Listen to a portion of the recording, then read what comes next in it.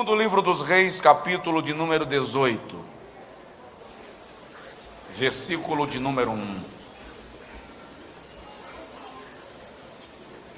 Qual é o tema desse congresso? Os irmãos que estão lá fora diante do telão, qual é o tema deste congresso? Quem está no Japão ouviu. Capítulo 18, versículo 1 até o versículo 7.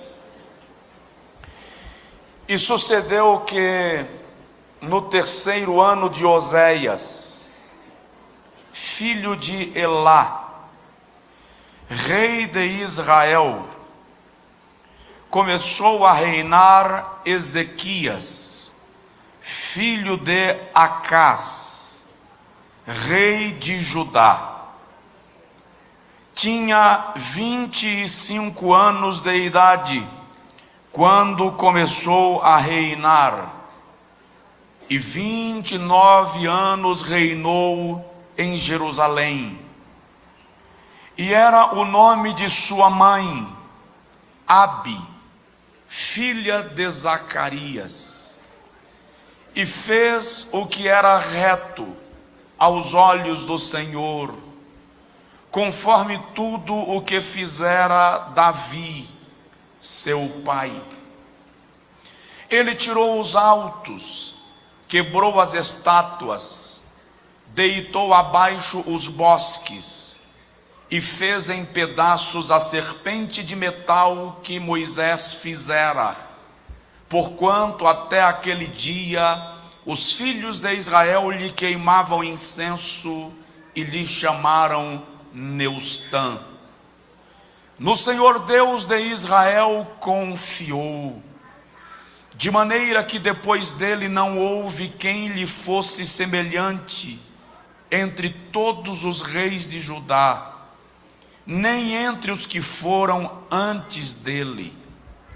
Porque se chegou ao Senhor, não se apartou dele, e guardou os mandamentos que o Senhor tinha dado a Moisés. Assim foi o Senhor com ele. Para onde quer que saía, se conduzia com prudência, e se rebelou contra o rei da Síria, e não o serviu mais. Diga amém. Pastor Josué, o que isso tem a ver com legado? Vamos descobrir.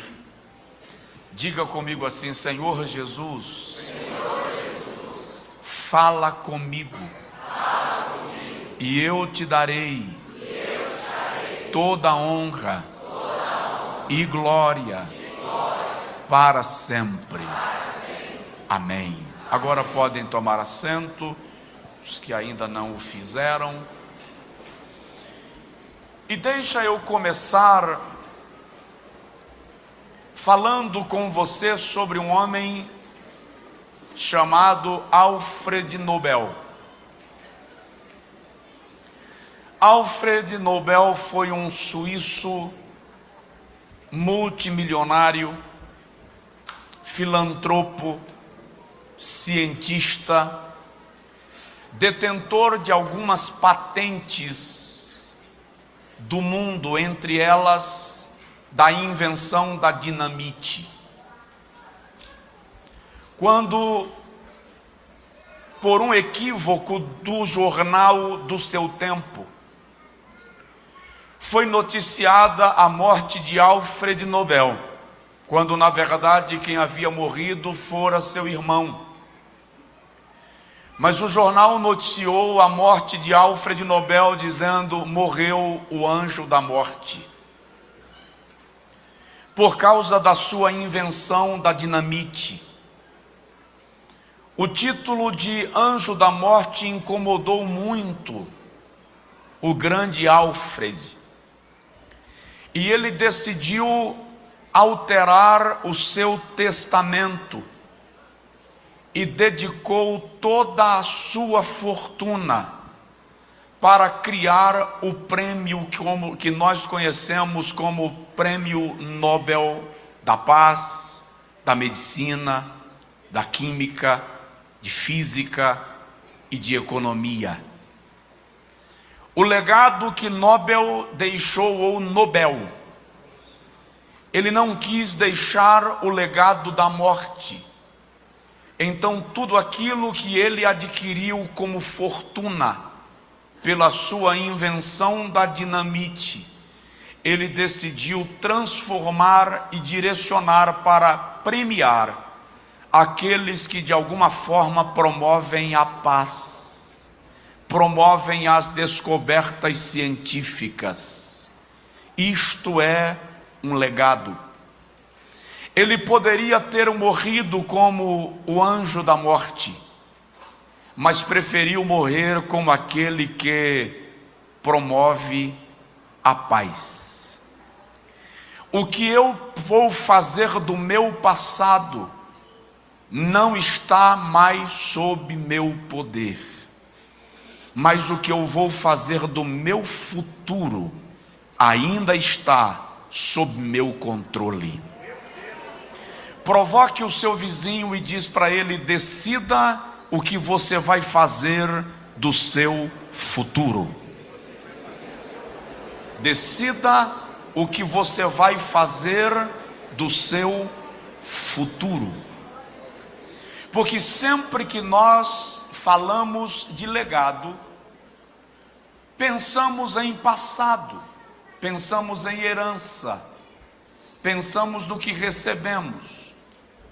Mas a questão que eu quero compartilhar contigo hoje, baseado na vida de Ezequias, rei de Judá, não é o que você recebeu, mas o que você vai construir.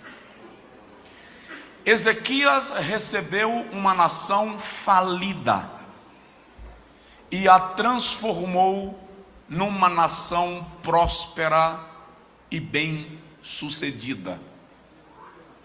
Uma leitura cuidadosa do capítulo 17 e do capítulo 18 vai revelar para nós que Ezequias começou a reinar num contexto bem conturbado de Israel e de Judá. Conturbado tanto política quanto do ponto de vista militar.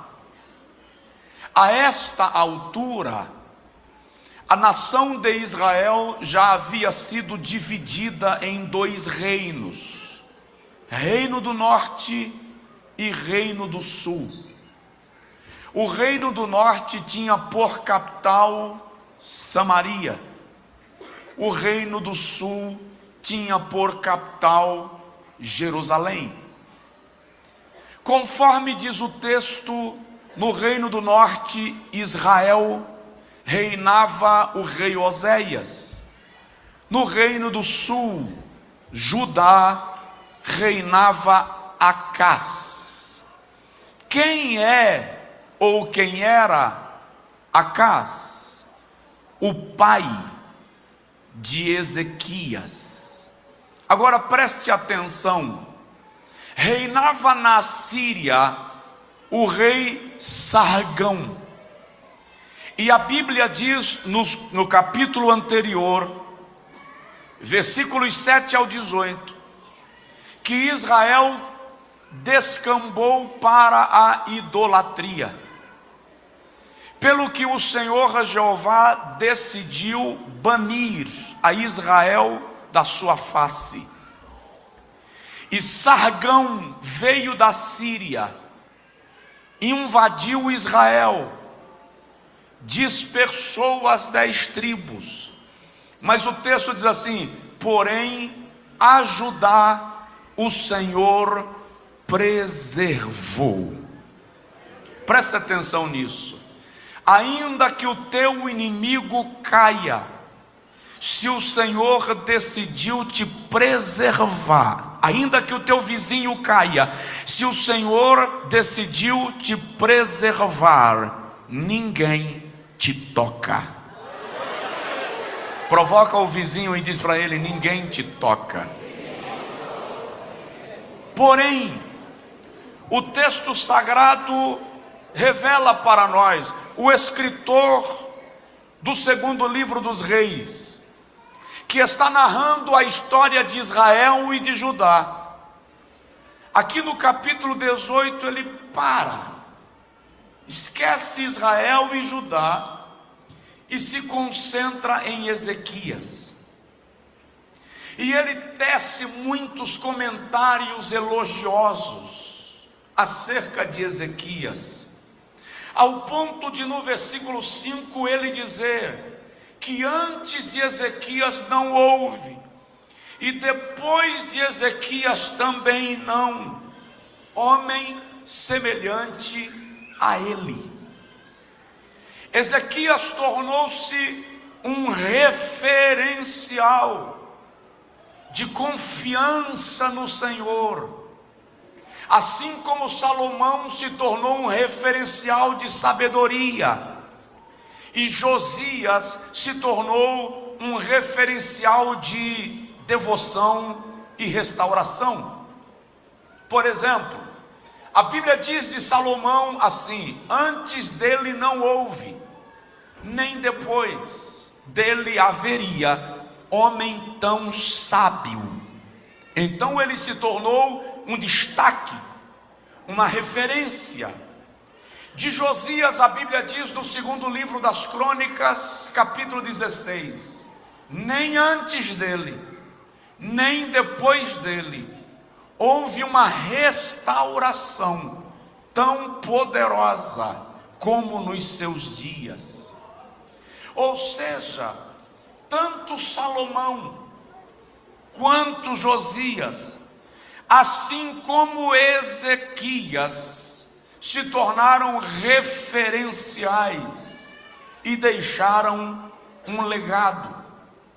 Agora preste atenção nisto: os 3 reis que reinaram antes de Ezequias em Judá, todos eles têm um porém.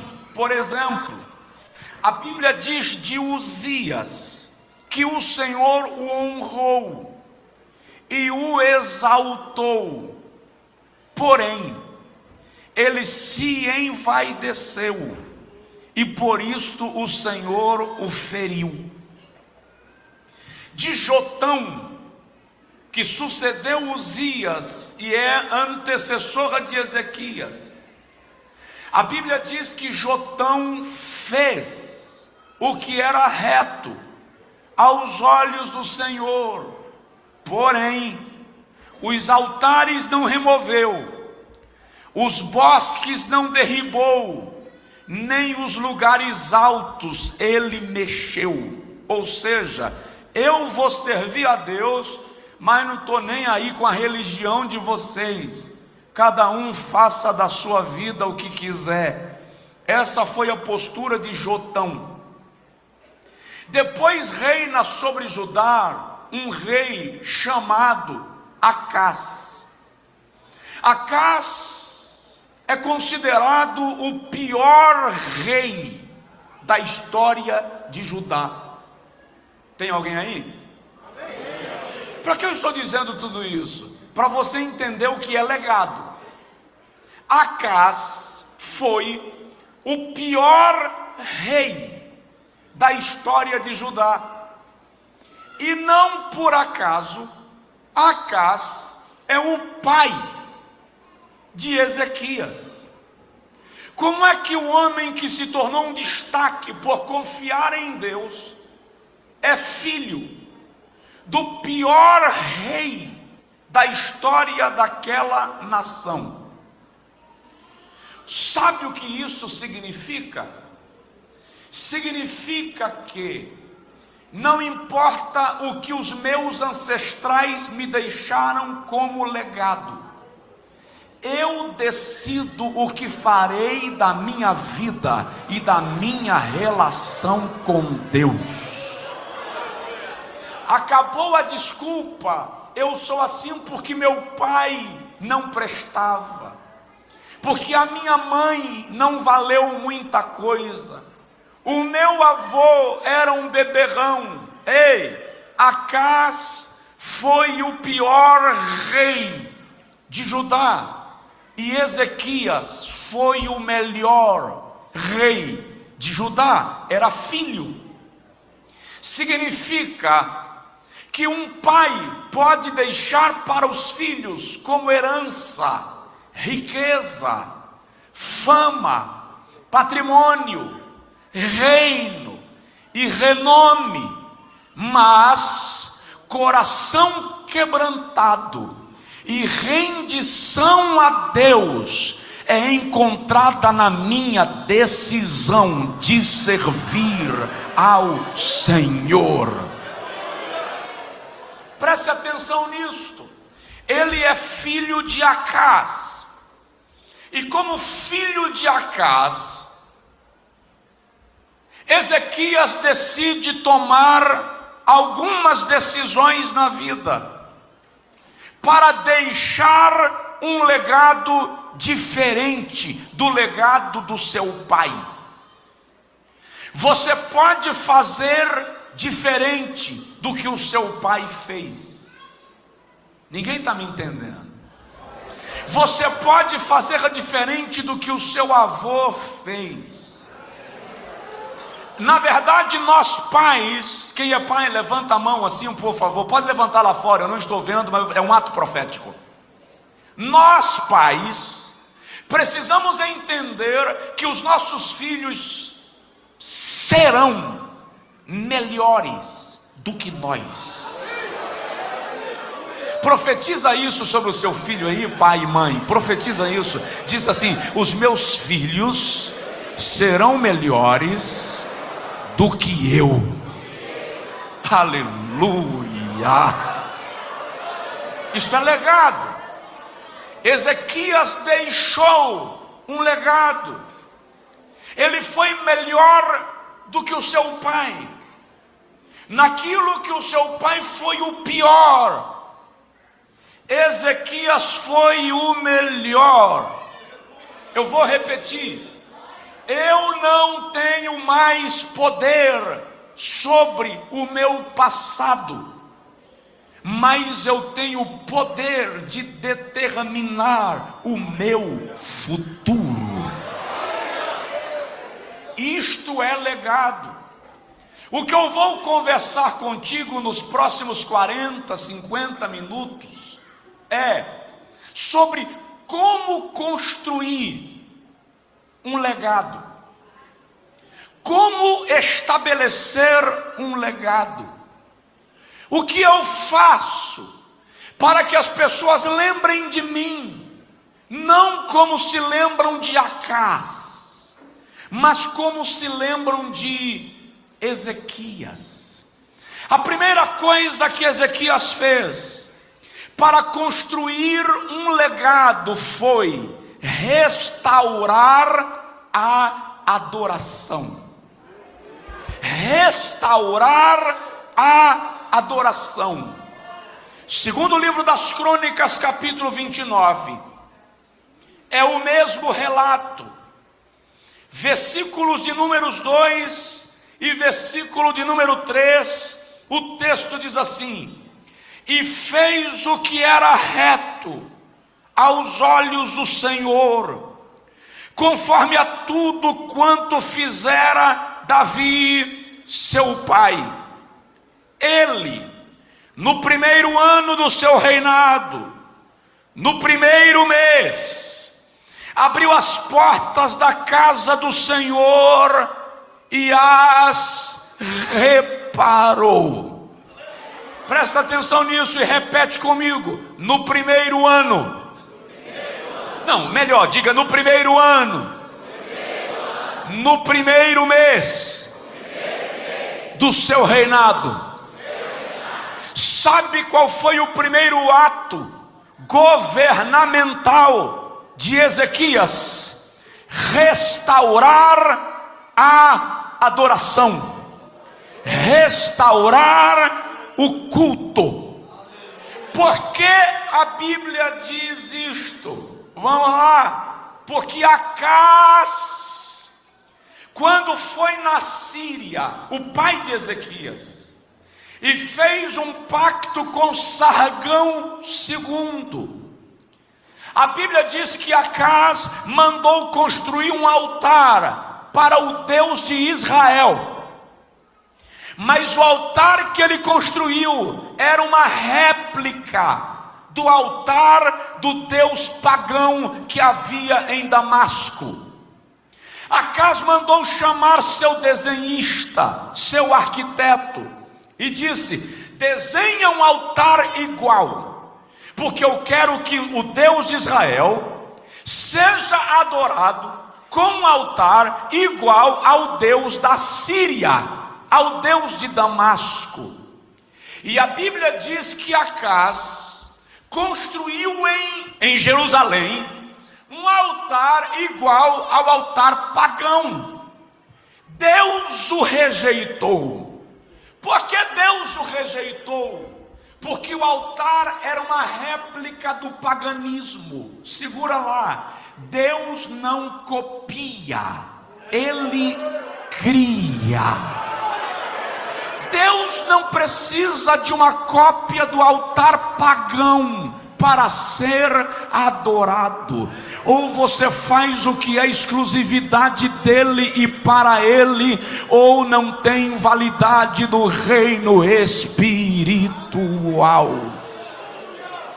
Quando Acaz foi reprovado, o que ele fez? Mandou fechar o templo, baniu o culto, expulsou os sacerdotes. Quando Ezequias se torna rei de Judá, a primeira coisa que ele faz, diz o texto, é abrir as portas da casa do Senhor. Ele restaura o culto. O que significa restaurar o culto? É só ler o versículo 4. Ele trouxe de volta os sacerdotes. Não há restauração da adoração sem restauração do sacerdócio. Vivemos uma geração cujo sacerdócio está comprometido. O altar está abandonado. Oséias capítulo 4, o Senhor diz: espinhos e cardos estão crescendo nos meus altares. Sacerdotes foram banidos. Aqueles que têm a responsabilidade da palavra e do altar foram expulsos, e alguns perderam o compromisso. A Bíblia diz que Ezequias mandou limpar a casa. Se você vai restaurar a adoração, tem que limpar a casa. Calma que eu chego na sua casa. Se você vai restaurar a adoração, restaure o sacerdócio, restaure a purificação da casa, versículo 10, e faça uma aliança com Deus. Vamos falar de legado? Eu quero deixar um legado. Então a primeira coisa que eu tenho que fazer na minha vida e na minha casa é restaurar a adoração. Sua casa é um ambiente de culto. Deus é adorado na sua casa. Que tipo de música se canta lá? Que tipo de vocabulário se usa na tua casa? Ei, e o sacerdócio do lar, como vai? Como está o altar da casa? Como está o sacerdócio espiritual na família? Limpa a casa, tira de lá a sujeira, porque deixar legado no chamepe é muito legal, mas eu estou falando de legado na vida. O chamepe termina amanhã, e legado é o que você vai construir a partir daqui. Legado não é o que você vai construir aqui, é o que você vai construir a partir daqui. Restaura o sacerdócio, purifica a casa, faz uma aliança e restaura a adoração. Aleluia! Provoca o vizinho e diz para ele: restaura a adoração. Aleluia! Eu lembro agora de um texto que eu amo muito, quando Jesus conversa com a mulher samaritana, e no meio daquela conversa, a mulher samaritana diz assim: vocês judeus dizem que Deus deve ser adorado em Jerusalém. Aleluia! Eu sinto a presença de Deus. O Espírito Santo está comunicando alguma coisa muito além de palavras aqui.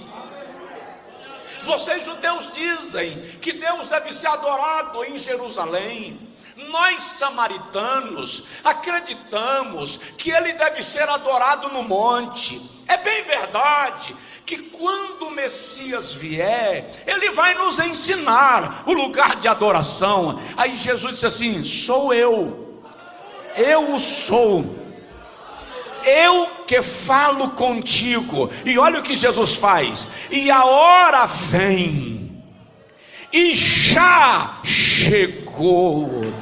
É a partir de agora. Jesus está dizendo, o que Jesus está dizendo à samaritana é o seguinte: eu estou estabelecendo uma nova era. A partir de agora, um novo tempo, um novo momento, em que o Pai não será adorado nem no monte, nem em Jerusalém. Ele será adorado onde houverem adoradores que o adorem em espírito e em verdade. É preciso restaurar a adoração. Nós vivemos uma geração que tem um bocado de acais, oferecendo a Deus altar copiado. Estamos numa geração que a adoração está comprometida. O antropocentrismo tomou conta. O homem virou centro do culto, razão do culto, propósito do culto. A adoração está gerando mais estrelas do que exaltando a estrela da manhã. Mas recebe lá, se esta igreja quer deixar um legado, começa restaurando a adoração, restaurando o culto, restaurando o sacerdócio, restaurando a aliança. Aleluia! Pode ser que Jesus volte nos próximos meses, pode ser que Ele volte hoje, mas se Ele não voltar nos próximos anos, o que será da igreja da próxima geração? Então entenda, o que nós estamos fazendo hoje é construindo um legado para a igreja que os nossos filhos vão congregar, a igreja que os nossos netos vão congregar. Olha só, a vida cristã, a corrida espiritual é uma corrida de bastões. Nós somos a 5ª geração de pentecostais no Brasil.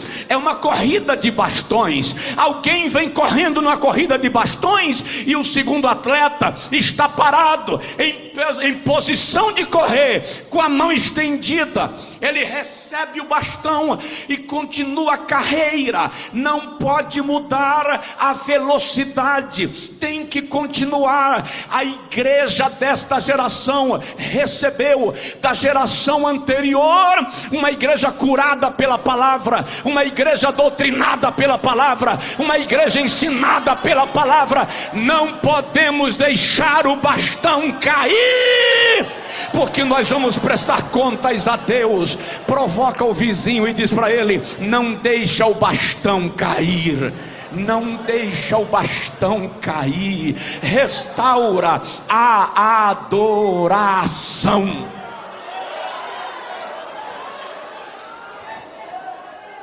Tem alguém aqui, está me ouvindo? Pode continuar. Segundo lugar, se você quer deixar um legado, restaure, mude a história da sua família. Se você vai deixar um legado, mude a história da tua família. Provoca seu vizinho e diz para ele: legado tem a ver com a tua casa.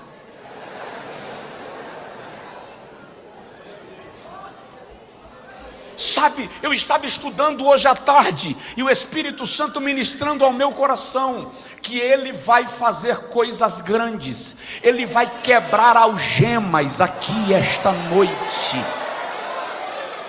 Não sei se o seu texto está aberto. Se não estiver, e o pessoal da projeção puder projetar, joga 2 Reis capítulo 18, versículo de número 1 e o versículo de número 3. Antes de ler, olha para o teu vizinho e diz para ele: muda a história da tua família. Vamos entender isto. Olha o que diz o versículo de número 1. E sucedeu que no 3º ano de Oséias, filho de Elá, rei de Israel, começou a reinar Ezequias, filho de quem? Filho de quem? Filho de quem? Filho de Acás, rei de Judá. Agora olha o versículo 3, diz assim: e fez o que era reto aos olhos do Senhor, conforme tudo o que fizera Davi, o que? Seu pai. Como é que no versículo 1 diz que ele é filho de Acás, e no versículo 3 diz que ele é filho de Davi? Preste atenção. Acás deixou um legado ruim. Ezequias então estabeleceu: eu não vou seguir o legado do meu pai biológico, eu vou seguir o legado do meu pai espiritual. Se você não tem uma referência biológica para um legado profético, estabeleça para a sua vida uma referência espiritual e siga o legado de uma referência espiritual. Aleluia! Ezequias não admitiu que seria como seu pai. Ele decidiu que a semeadura do seu pai não seria a sua colheita. Diga comigo: nenhuma semeadura ruim na minha história será a minha colheita. Aleluia. Como assim? Embora Acás seja meu pai biológico, eu vou me referenciar num pai espiritual que fez aquilo que agradou o coração de Deus. Isso é legado. Ezequias entendeu que ele não deveria colher a plantação de Acás.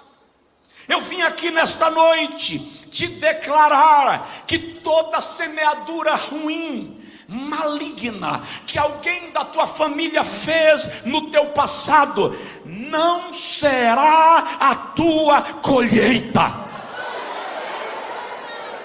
Uma irmã chegou para mim um dia e ela me falou que estava decidida a destruir o casamento dela. Quando eu perguntei a ela por quê, ela me apresentou uns argumentos meio mirabolantes. E eu falei com ela: a senhora não tem uma razão mais incrustada? Alguma coisa mais profunda? Ela disse assim: pastor, na verdade, a minha avó era, e a minha mãe também era, e a minha tia também foi, a minha irmã mais velha é, e a minha irmã mais nova está se tornando. Ela estava me falando de um histórico de prostituição nas mulheres da família dela. Ela estava me dizendo que era um legado da família, como a avó, a mãe, a tia, a irmã se entregaram à prostituição. Ela não poderia evitar aquilo na vida dela. Então ele estava largando o marido para abraçar este legado. Aí ela olhou para mim, colocou o dedo na ponta do meu nariz e ela disse assim: e a Bíblia diz que Deus visita o pecado dos pais nos filhos até 3ª e 4ª geração. Aí eu falei com ela: e a senhora quer dizer o que com isso? Ela disse: quero dizer que se Deus estabeleceu uma maldição, eu não posso evitar. Eu olhei para ela e disse: senta aqui, minha irmã, por favor, porque se eu seguir a sua linha de raciocínio, eu estou perdido. Ela disse: como assim, pastor? Irmã, deixa eu te explicar. A minha avó, bisavó paterna, morreu porque cometeu suicídio. A causa, ela foi tomada de uma raiva tão grande que ela não conseguiu resolver e preferiu se matar. E ela, quando morreu, amaldiçoou o próprio filho, que veio a ser meu avô. A minha bisavó paterna era índia, foi presa e amarrada para amansar, e enquanto amansava, invocava demônios da mata e amaldiçoava quem lhe prendeu. Olha de onde eu vim. Eu disse para ela: se a maldição vai até terceira e quarta geração, então eu estou arrebentado, só vai escapar meu neto, porque eu sou a terceira geração de salvos na minha família. Meus filhos é a quarta, só escapa da quinta em diante. Ela fez assim: e agora, pastor? Eu disse: e agora que a senhora não leu o versículo todo. O Senhor diz assim: eu sou Deus que vos tirei da terra do Egito, longânimo, cheio de misericórdia, tardio em irar-se, e eu visito a maldade dos pais nos filhos, até terceira e quarta geração daqueles que me aborrecem, daqueles que me rejeitam, daqueles que me detestam. Sabe o que significa isso? No meio destas gerações, quando alguém lá atrás aceitou a Jesus como Salvador, o ciclo foi quebrado. Jeová colocou o pé na porta e disse a Satanás: chegou, parou, porque agora tem alguém meu aqui. Aleluia. E eu disse para aquela irmã: a Bíblia que diz que ele visita a maldade dos pais dos filhos até terceira e quarta geração, também diz em Deuteronômio 5:10: eu visito e amo para abençoar até 1000 gerações daqueles que me amam. Aleluia. Eu vim declarar nesta noite de legado que a bênção é maior do que a maldição, que você não está debaixo de maldição, que nenhuma praga jogada contra a tua casa chegará. Aleluia. Olha o que o salmista diz. Ele diz: nenhuma praga chegará à tua tenda. Aleluia. Não temerás espanto noturno, nem seta que voe de dia, nem peste que ande na escuridão, nem mortandade que assole ao meio-dia. Segura lá, porque 1000 cairão ao teu lado, 10.000 à tua direita, mas tu não serás atingido. Tu não serás atingido. Tu não serás atingido. Diz para o teu vizinho isso: tu não serás atingido. Lá fora: tu não serás atingido. A maldição está quebrada.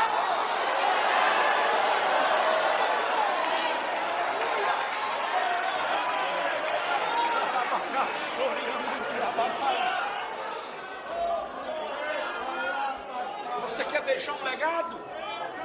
Mude a história da sua família. Rejeita isso. Rejeita isso. Presta atenção. Abraão mentiu acerca da sua mulher, e Isaac mentiu acerca da sua mulher. Abraão tinha uma mulher estéril, Isaac tinha uma mulher estéril, Jacó tinha uma mulher estéril, e também viveu um casamento de mentira. Quando chegou em José, José não mentiu sobre sua mulher, não mentiu sobre a sua origem, não mentiu sobre a sua vida. Quebrou o legado de maldição, de maneira que os 2 filhos de José foram abençoados em lugar dos 2 filhos mais velhos de Jacó. Muda. Chega na tua casa hoje como profeta de Deus para a tua família. Jovem, moça, aleluia. O que eu estou dizendo, Chamepe, é que nada precisa ser como está. É tempo de começar a profetizar sobre a sua casa. Os pais levantem as mãos. Os pais levantem as mãos. Aqui dentro, lá fora, na internet acompanhando o culto. Salmo 112 versículo 2 diz assim: a nossa descendência será poderosa na terra. Aleluia. Continua com a mão levantada. Isaías 65 versículo 23, o Senhor diz assim: os vossos filhos não serão filhos para a calamidade, porque eles são a herança dos benditos do Senhor.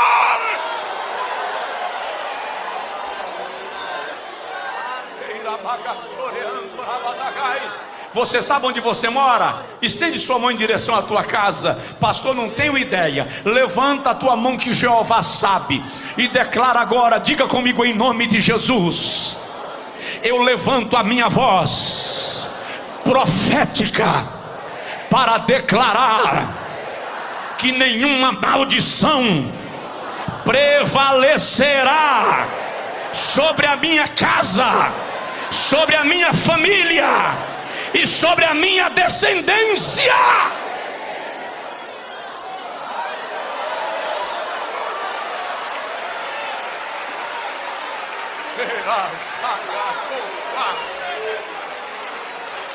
A minha baixo reclamando rabadaga sugai e fai to placapiei fa.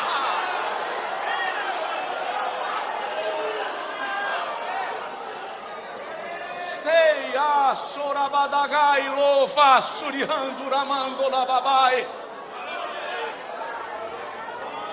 Isso é legado.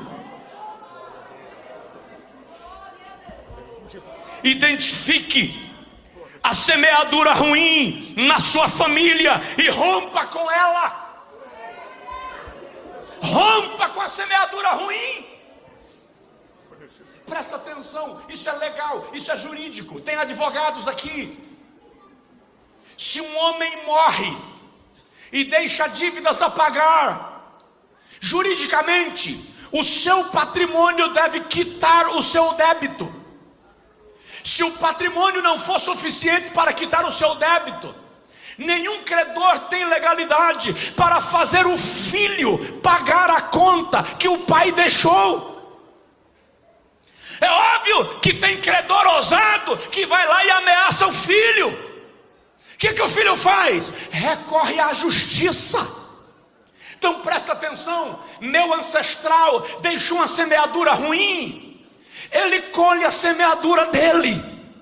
Mas Satanás pode vir na minha porta querer cobrar de mim. Se ele vier cobrar de mim, sabe o que a Bíblia diz? Isaías 53, 26. Procura lembrar-me, entra em juízo comigo, mostra-me as tuas razões, para que eu te possa justificar. Vai no tribunal de Deus, conversa com ele e diz: Senhor, eu não vou colher o que o meu avô plantou, eu não vou colher nenhuma maldição. O credor está na porta. Sabe o que ele vai dizer? O que tens em casa? Aí você diz: uma botija de azeite. Ele diz: entra, pega vasilhas vazias e derrama azeite. O que eu estou dizendo é que a provisão está vindo, o socorro está vindo, o milagre está vindo, a porta aberta está vindo.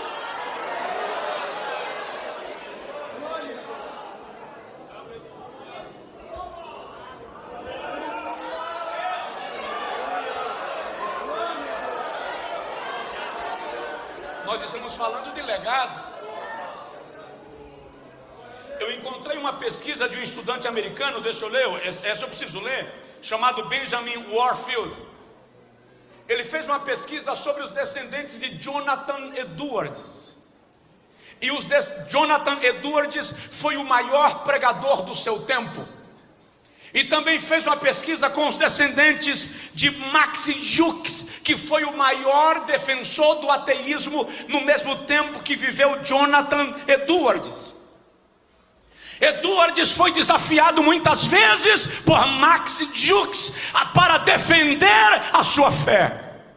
Nessa pesquisa que esse estudante fez, ele chegou à conclusão que dos descendentes do ateu Max Jukes, 310 morreram abaixo da linha de pobreza. 150 deles se tornaram criminosos. 7 deles foram assassinos. 100 descendentes de Jukes foram alcoólatras. Mais da metade das mulheres da sua família se prostituiu. Segundo cálculos do governo americano, os descendentes de Jukes custaram ao Estado americano cerca de $1.500.000 de prejuízo. O mesmo estudante pesquisou os descendentes de Jonathan Edwards. Olha a conclusão. Ele diz: 296 receberam diplomas universitários. 23 foram reitores de universidades. 65 foram professores universitários. 3 foram senadores dos Estados Unidos da América. 3 foram governadores de estados. Outros foram ministros de estados e diplomatas dos Estados Unidos. 130 foram juízes. 100 foram advogados e reitores de faculdade de direito. 50 foram médicos e um deles foi reitor de uma faculdade de medicina. 75 ocuparam carreira militar. 100 foram missionários e pregadores famosos. 3 foram prefeitos de grandes cidades. E 1 foi vice-presidente dos Estados Unidos da América. Quem é crente e tem certeza, levante a mão. Diga comigo: a minha descendência está debaixo de uma promessa, não vai quebrar.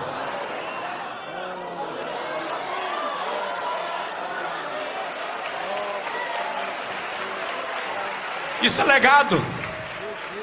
Teus filhos não irão para as drogas.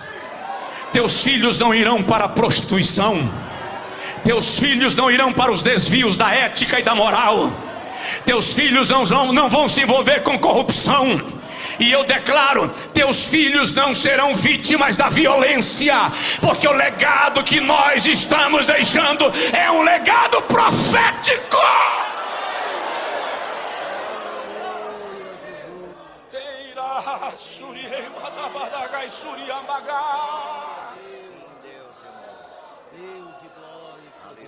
Eu quero muito que você receba essa palavra. Eu quero muito que você saia daqui hoje decidido a mudar a história da sua família. Eu quero muito que você decida sair hoje daqui como um profeta para a sua casa. Porque as pessoas se empolgam quando alguém diz que você vai ser profeta das nações. Alegre-se em ser profeta da sua casa e deixe que, se cada crente for profeta da sua casa, as nações serão alcançadas.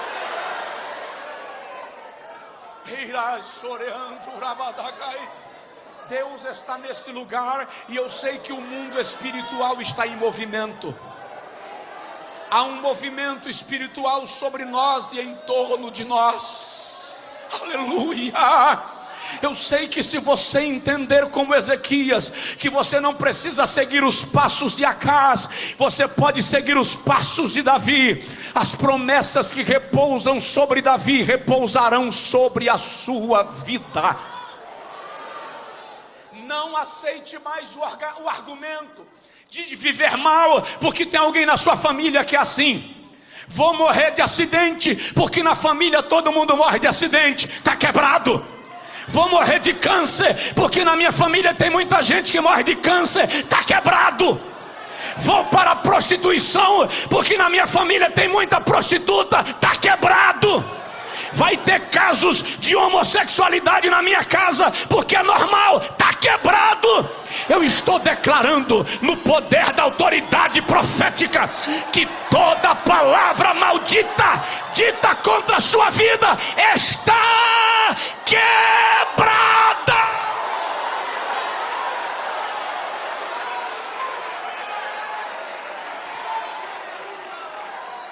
Não aceite. Não aceite. É a ovelha ruim da família, não aceite. É a pessoa na família que não vai dar para nada, não aceite. É o casamento que não vai se recuperar, não aceite. Você está construindo um legado.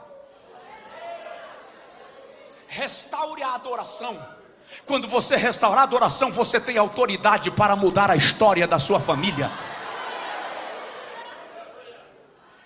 Vai dormir? Deixa um sonzinho ligado bem baixinho, tocando louvores. Está dentro de casa, limpa a casa, varre casa, lava prato. Deixa um sonzinho ligado e canta junto.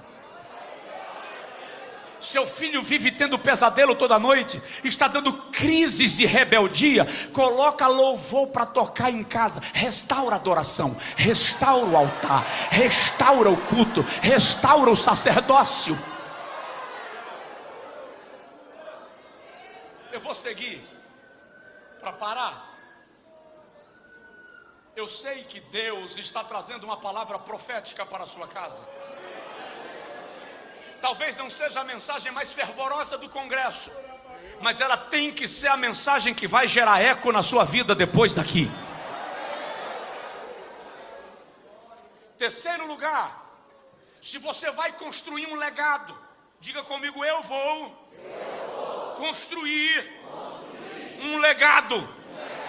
Olha para o seu vizinho e diz para ele: destrua Neustan. Você diz assim: sei nem o que é isso, pastor. Está no texto, versículo 4. Olha o que o texto diz: ele tirou os altos, quebrou as estátuas, deitou abaixo os bosques e fez em pedaços a serpente de metal que Moisés fizera.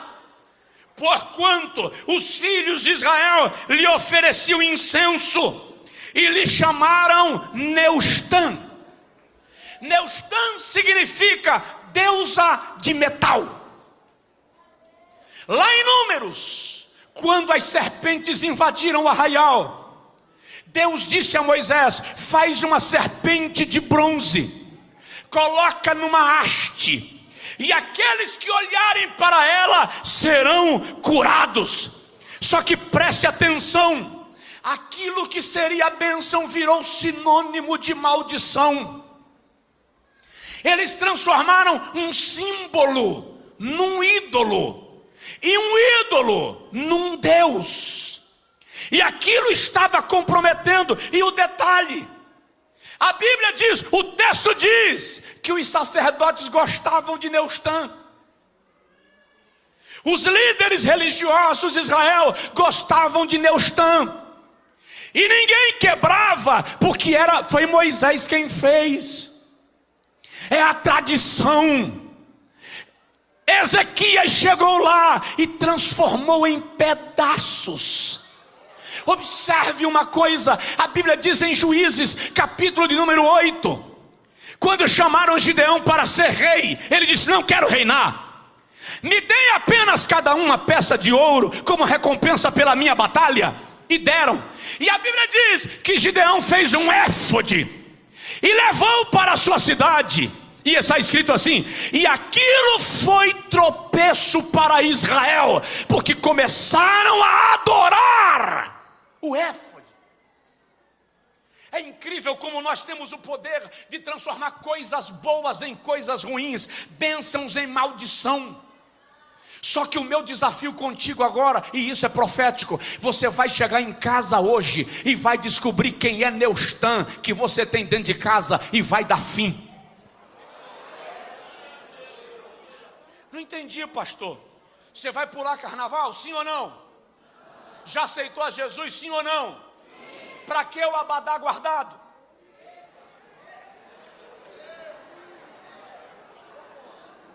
Para que o santinho que era da minha avó guardado? Eu fui pregar numa igreja e o pastor me disse depois do culto: eu quero que você ore por uma irmã que tem aqui na igreja. Eu não sei qual é o caso. Todo culto essa mulher cai possessa. E todo pregador que vem aqui ora, liberta, e ela cai de novo. Quando eu fui orar pela irmã, eu nem comecei a orar. Eu só falei assim: Senhor Jesus. Ela começou a tremer. Eu falei: não, para, vai cair não. Porque tem pregador que gosta da cena, do cara cair possesso, para ele expulsar. Eu tive autoridade de repreender. Não, a cena não é bonita, não vai cair não. E eu olhei para ele e falei: minha irmã, o que tem na sua vida que Satanás se sente no direito de lhe surrar todo dia? Não tem nada, pastor. Tem. Não posso crer em crente salvo, cheio do Espírito Santo, endemoniado. Alguma coisa está errada. Não, pastor, eu destruí tudo. Eu acabei com todos os ídolos. Eu parei de dar oferenda para os santos da minha família. Quer dizer, eu só guardei um cordãozinho que era da minha avó. Minha avó passou para minha mãe. Minha mãe passou para mim. E eu vou passar para minha filha. Eu perguntei: onde está o cordãozinho? Ela disse: amarrado aqui na cintura. Sobe da cintura, passa pelo pescoço atrás do colar e desce para a cintura. Eu falei: que hora a senhora vai tirar? Ela disse: não, pastor, eu fiz uma promessa para minha mãe. Eu disse: ou a senhora tira ou eu não oro. Porque eu não vou ficar fazendo carinho em Neustan.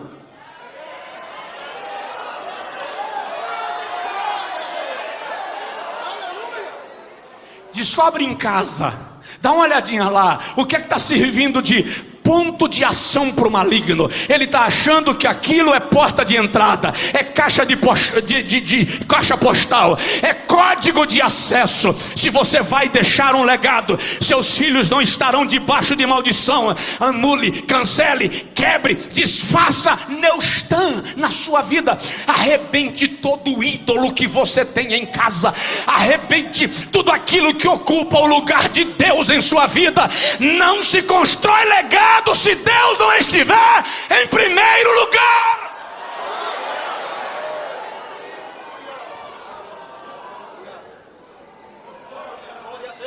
Alguém diz amém? Amém. Olha bem para mim e fala assim: pastor Josué, pode parar.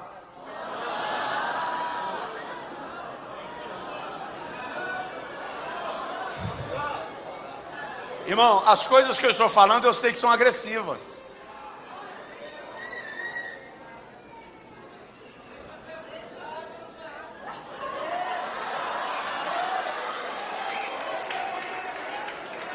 Se você vai construir um legado, destrói Neustan, não deixa nada ocupar o lugar de Deus em sua vida. Qualquer coisa que você desconfia, que impede a chegada de Deus na sua casa, manda embora, porque Deus é insubstituível. Deus é Deus, Deus é Senhor, Deus é soberano. A sua confiança tem que estar nele. Para de utilizar-se de coisas que desagradam a Deus.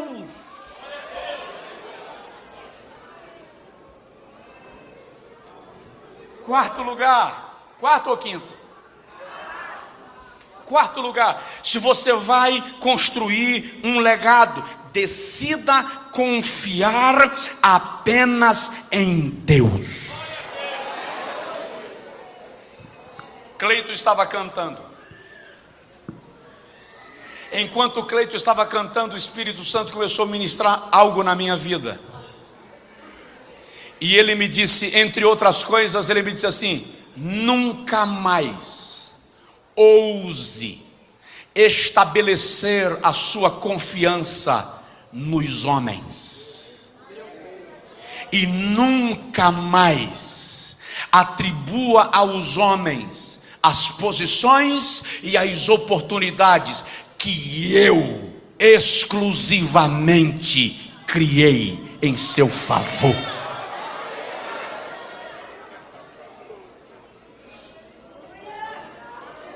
Quando você decide atribuir aos homens aquilo que foi Deus que te deu, você tira o mérito e a glória de Deus. E o que Deus está querendo que você entenda é que os homens foram apenas instrumentos. Quem tocou a corda foi Ele, quem abriu a porta foi Ele, quem moveu as águas foi Ele, quem causou foi Ele, quem provocou foi Ele. Olha o que o texto diz no versículo 5: Ezequias decidiu confiar no Senhor seu Deus.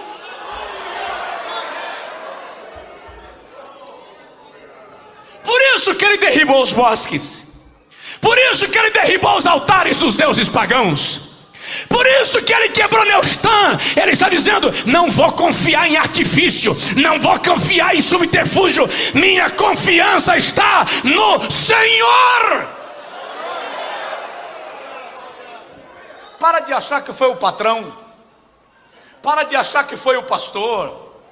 O patrão e o pastor foram instrumentos. Honre, reconheça, mas a glória é do Senhor, a honra é do Senhor, o louvor é para o Senhor. Dá uma sacudidela de leve no seu vizinho e diz para ele: decida confiar em Deus.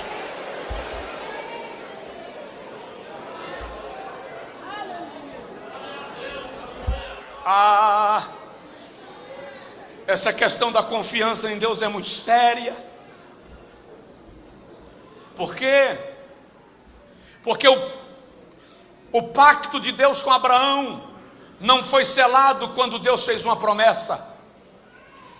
O pacto de Deus com Abraão foi selado quando Abraão creu na promessa que Deus fez. É só ler Romanos 4. Paulo diz que quando Deus fez uma promessa a Abraão de que lhe daria um filho, os órgãos do seu corpo já estavam amortecidos. Sara, além de estéril, era idosa. Mas a Bíblia diz assim: e Abraão confiou. Quando ele confiou, diz o texto, e isto lhe foi imputado, creditado. Jeová registrou. Quando Jeová chega lá, 75 anos, e diz: vou te dar um filho. Sara já é idosa e é estéril, vou te dar um filho. Sara riu, Abraão creu. Quando Abraão creu, Jeová disse: eu vou lhe dar mais do que um filho, eu vou lhe dar uma multidão, eu vou lhe dar uma nação, porque como você ousou acreditar em mim, eu vou te dar mais do que aquilo que eu te prometi. Presta atenção, na maioria das vezes nós entregamos a Deus os nossos problemas e ficamos segurando na ponta, dizendo para Deus: faz, mas faz do meu jeito. Só que a Bíblia diz assim, ó: lançando sobre ele toda a vossa ansiedade. Quem confia lança, quem confia joga, quem confia abre mão, quem confia descansa, abre mão, entrega, se rende. Tem milagre entrando pela porta.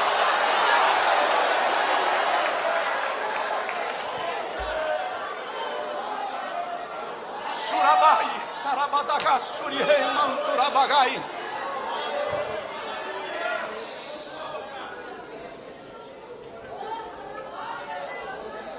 Penúltimo lugar, porque eu tenho que dizer o que vai acontecer quando você decidir fazer tudo isso que eu estou te falando. Você vai restaurar a adoração. Diga comigo: eu vou restaurar a adoração. Diga comigo: eu vou mudar a história da minha família, porque Deus me estabeleceu como profeta para a minha família. Diga comigo: eu vou remover da minha vida todo ídolo. Tudo isso vai acontecer na sua vida. Diga comigo: eu confio em Deus. Penúltimo lugar, se você vai construir um legado, quebre as alianças feitas debaixo de maldição. Quebre as alianças feitas debaixo de maldição. O texto diz, no versículo de número 7, Acaz decidiu servir a Assíria, mas está escrito assim: Ezequias se rebelou contra a Síria e decidiu não lhe servir mais. Presta atenção, quando você faz uma aliança com o teu inimigo, ele não se torna teu amigo, ele apenas tem acesso à tua casa. Uma aliança não torna um inimigo amigo, só coloca o inimigo dentro da casa. Ezequias decidiu quebrar a aliança que Acaz havia feito. Comece a analisar as suas alianças. Analise as suas relações. Meça os seus relacionamentos. Com quem você anda? Quem entra no teu carro? Quem vai na tua casa? Quem são as pessoas que te aconselham? Com quem você está aliançado? Vou eu agora virar um pastor da década de 80. Quem é o teu namorado, filha? Quem é a tua namorada, filho? Ah, pastor, na igreja eu não encontrei, mas lá na faculdade tem uma tão lindinha que não teve jeito. Quebre toda a aliança feita fora da presença de Deus.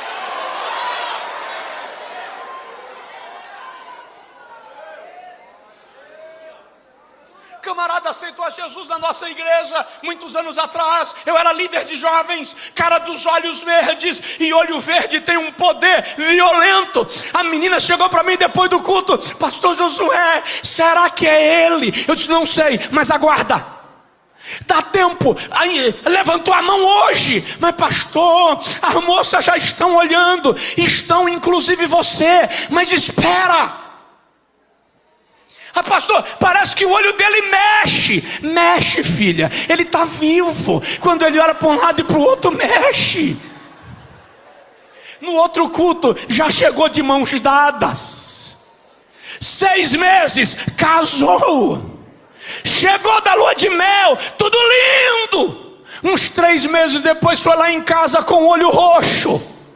E ela disse: miserável, Satanás em forma de gente. Mas filha, não era um olho de cor que você queria? Eu te avisei para esperar, moça. Aí eu preciso dizer isso, eu nem deveria. Isso não é coisa de pregador do século 21, pelo amor de Deus. Mas o Espírito Santo está dizendo: o homem que Deus tem para a sua vida não está no altar de Baal. A moça que Deus tem para a sua vida não está no altar de Moloque, está no altar de Deus.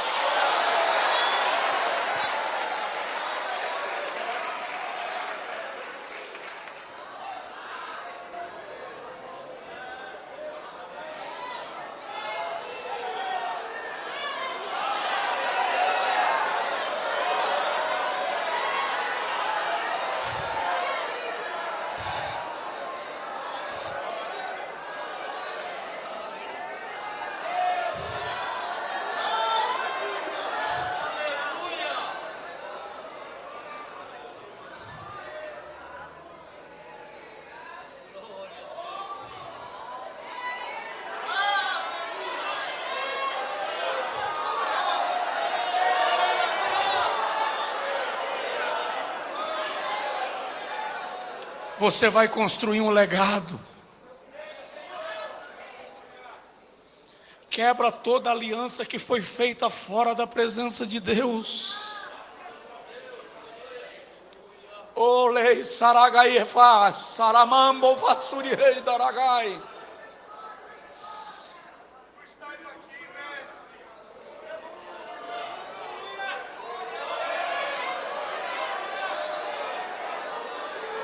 Eu quero parar. Eu preciso parar. Mas o Espírito Santo está me dizendo que o que Ele está fazendo exatamente agora não está patente aos olhos físicos. Há uma nuvem de glória de Deus desbaratinando o reino espiritual. Demônios estão perdendo força e posição. Entidades malignas sendo alimentadas por tua causa e por tua vida estão sendo repelidas agora pela espada do anjo do Senhor.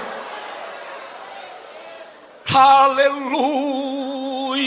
Alianças estão sendo quebradas. Você que fez pactos, que fez votos fora da presença de Deus, que prometeu aquilo que Deus não te autorizou, nesta noite, na autoridade do nome de Jesus, o Senhor debela toda a força das trevas e declara que você está livre.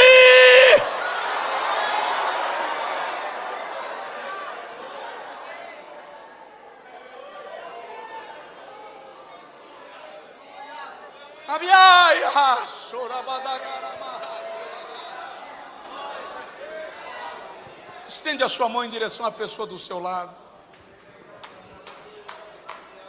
Ministra sobre ela aí.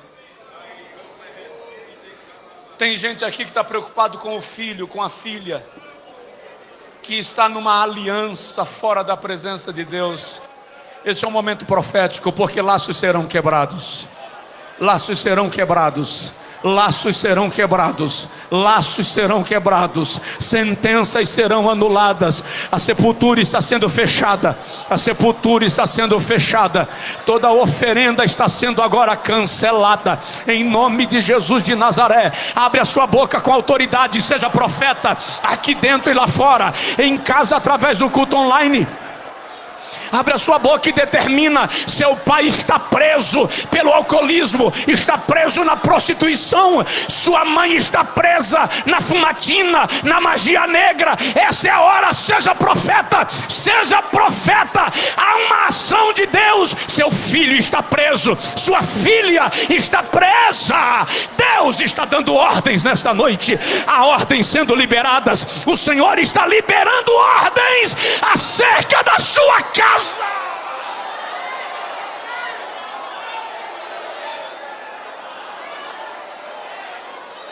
Sirabaia Surya Mandurabaia Sai Anturama Suryanche Rabadakai.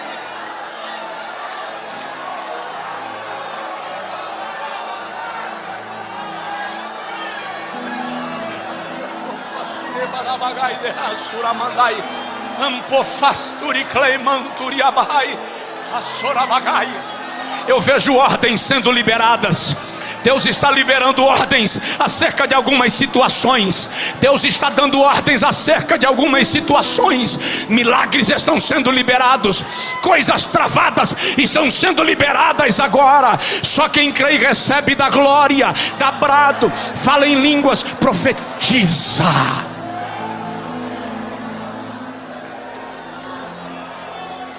Profetiza, profetiza, profetiza sobre teus filhos, profetiza sobre teu marido, profetiza sobre a tua mulher, profetiza sobre teu pai, profetiza sobre a tua mãe, profetiza.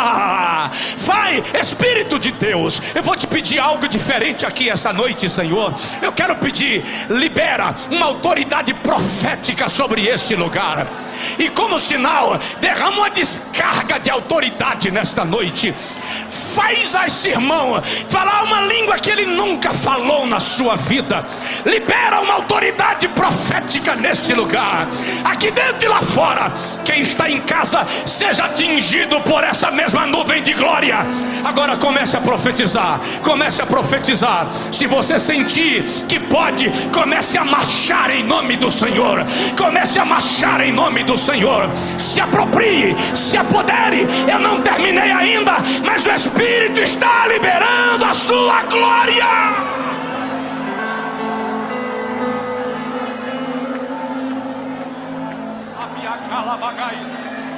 Sabe alebaca sopapá, antolabai leba suriei mandagai. Aleluia! Aleluia! Aleluia! Que faz para descer? Que faz para descer? Como faz para descer daqui? Aleluia! Aleluia! Olha o som, vou descer.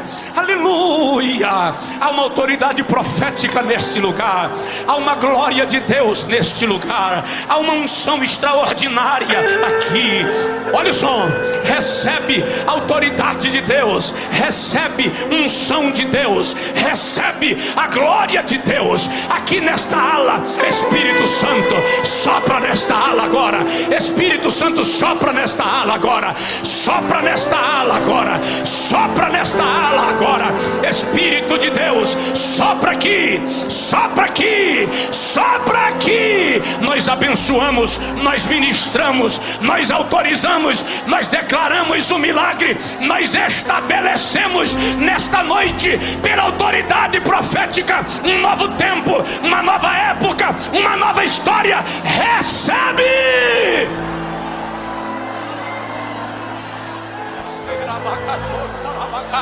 Lá em cima, lá fora, quem está diante do telão, eu vou contar até 3, e eu quero pedir ao Espírito Santo agora uma nuvem de autoridade neste lugar. 1, em nome do Pai. 2, em nome do Filho. 3, em nome do Espírito Santo. Desça agora sobre esse lugar uma nuvem de autoridade profética. Desça agora, desça agora. Espírito de Deus, Espírito de Deus, paira, paira, paira, paira, paira, paira.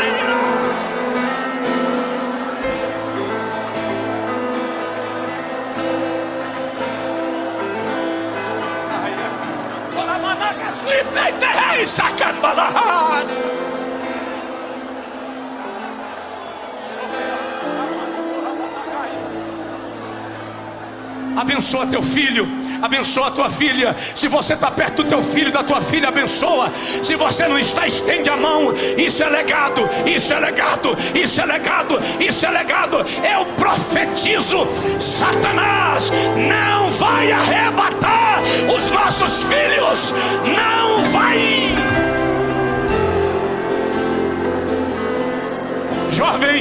Jovem, juventude Chamepe, recebe agora uma descarga de poder sobre vocês. Recebe agora uma nuvem de poder sobre vocês. Coral Chamepe, recebe agora variedades de línguas. Recebe agora variedades de línguas, em nome de Jesus.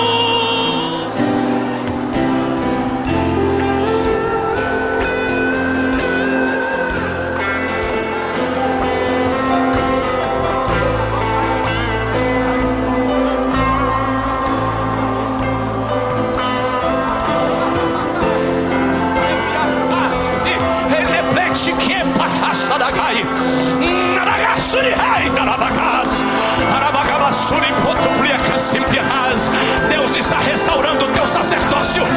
Deus está restaurando o teu sacerdócio. Deus está restaurando o teu sacerdócio. Deus está restaurando o teu sacerdócio. Deus está restaurando o teu sacerdócio.